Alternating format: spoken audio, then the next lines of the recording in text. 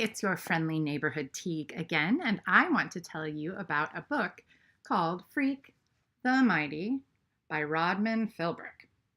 So, the main character in the story, Max, is really big. He's 12 years old and he's huge, like gigantic. He's lived with his grandparents, who he calls Grim and Graham, ever since he was a baby when his dad killed his mom and was sent to prison. He has a lot of trouble with school. He's not really well liked. And he also really hates the fact that people keep coming up and telling him he looks just like his dad.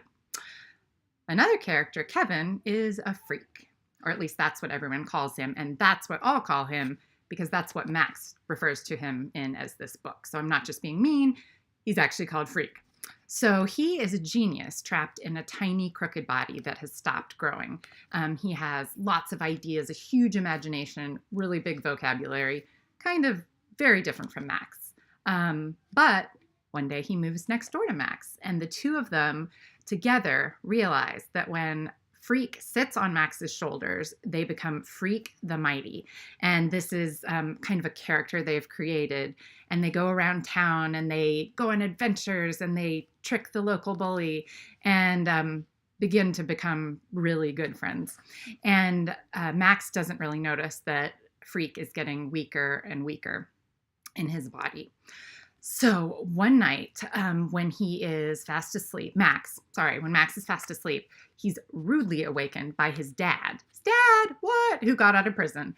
He yanks him out of bed and he kidnaps him and he takes him to all these different houses. Max is terrified and he has to use every ounce of his willpower and his imagination to see if he can get out of this mess. Will he be able to do it on his own, or does he need the help of Freak the Mighty to solve this problem? You will have to read to find out. I really liked this book. It was a quick read.